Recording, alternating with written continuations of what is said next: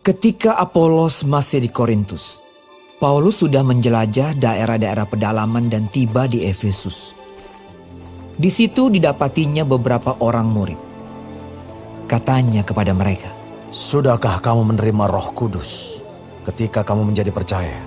Akan tetapi mereka menjawab dia, Belum, bahkan kami belum pernah mendengar bahwa ada Roh Kudus. Lalu kata Paulus kepada mereka, "Kalau begitu, dengan baptisan manakah kamu telah dibaptis?" Jawab mereka, Dengan baptisan Yohanes. kata Paulus, Baptisan Yohanes adalah pembaptisan orang yang telah bertobat.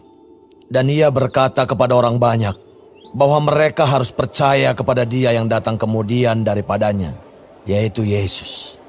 Ketika mereka mendengar hal itu, mereka memberi diri mereka dibaptis dalam nama Tuhan Yesus. Dan ketika Paulus menumpangkan tangan di atas mereka, turunlah Roh Kudus ke atas mereka. Dan mulailah mereka berkata-kata dalam bahasa roh dan bernubuat.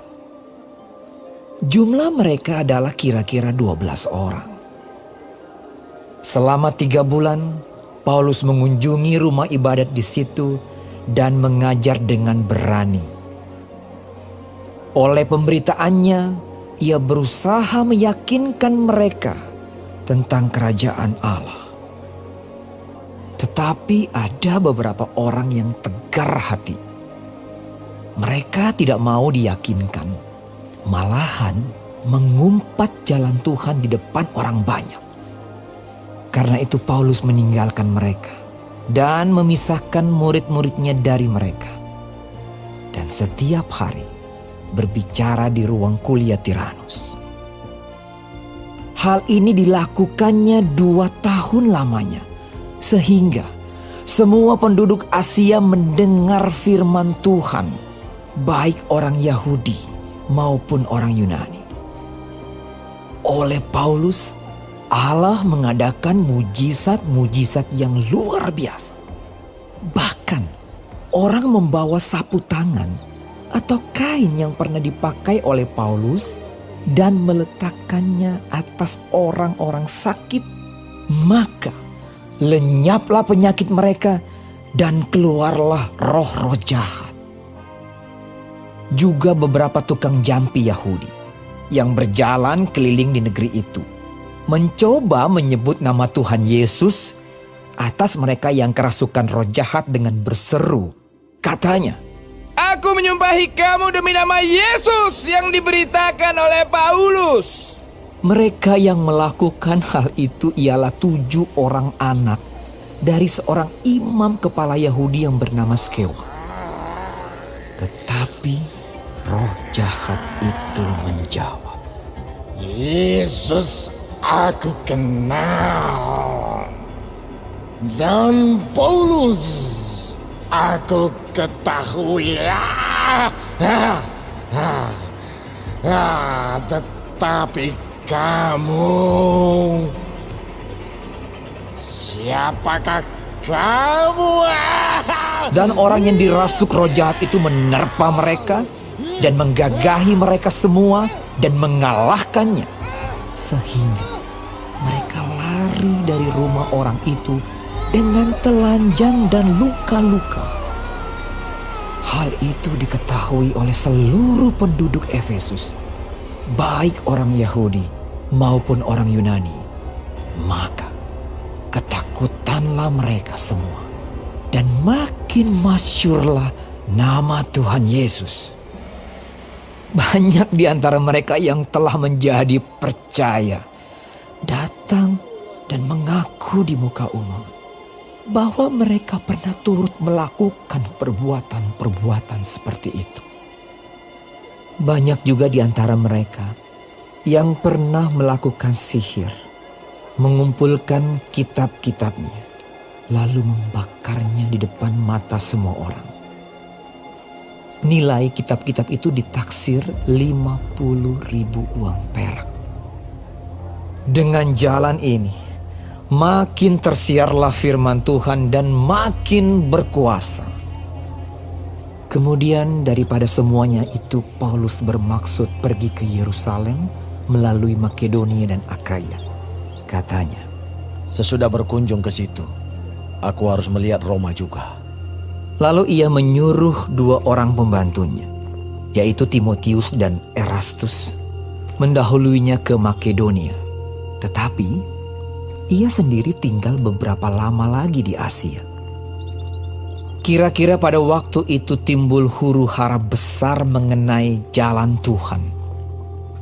Sebab ada seorang bernama Demetrius, seorang tukang perak yang membuat kuil-kuilan Dewi Artemis dari perak. Usahanya itu mendatangkan penghasilan yang tidak sedikit bagi tukang-tukangnya. Ia mengumpulkan mereka bersama-sama dengan pekerja-pekerja lain dalam perusahaan itu dan berkata, Saudara-saudara, kamu tahu bahwa kemakmuran kita adalah hasil perusahaan ini.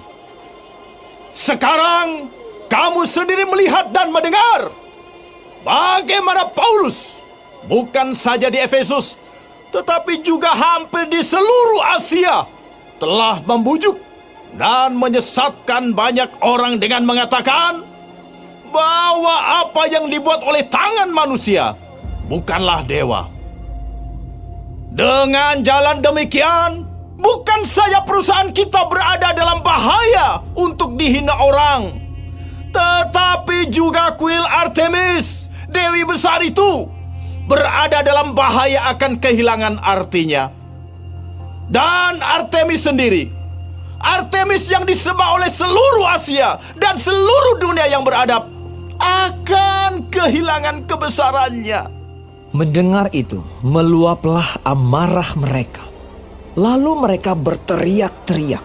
Katanya, Bersalah Artemis, Dewi orang Efesus!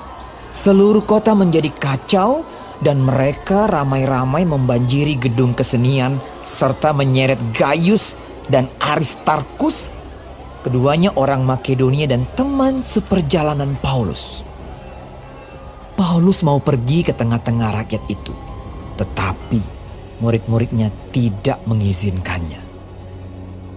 Bahkan beberapa pembesar yang berasal dari Asia yang bersahabat dengan Paulus mengirim peringatan kepadanya supaya ia jangan masuk ke gedung kesenian itu. Sementara itu orang yang berkumpul di dalam gedung itu berteriak-teriak.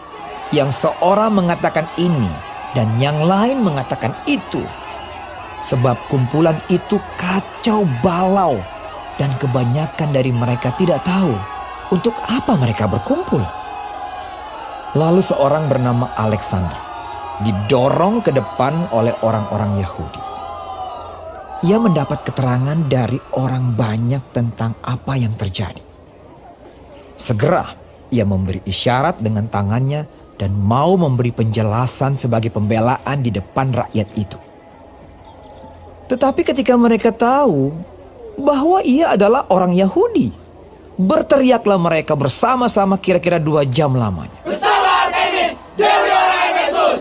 Akan tetapi panitera kota menenangkan orang banyak itu dan berkata, Hai orang Efesus, siapakah di dunia ini yang tidak tahu bahwa kota Efesuslah yang memelihara baik kuil Dewi Artemis yang maha besar maupun patungnya yang turun dari langit? Hal itu tidak dapat dibantah. Karena itu hendaklah kamu tenang dan janganlah terburu-buru bertindak. Sebab kamu telah membawa orang-orang ini ke sini, walaupun mereka tidak merampok kuil Dewi kita dan tidak menghujat namanya.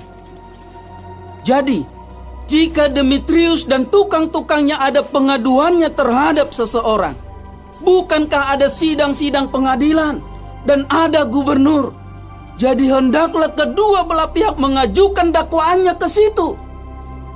Dan jika ada sesuatu yang lain yang kamu kehendaki, baiklah kehendakmu itu diselesaikan dalam sidang rakyat yang sah. Sebab kita berada dalam bahaya akan dituduh bahwa kita menimbulkan huru-hara pada hari ini. Karena tidak ada alasan yang dapat kita kemukakan untuk membenarkan kumpulan yang kacau balau ini. Dan dengan kata-kata itu, ia membubarkan kumpulan rakyat itu.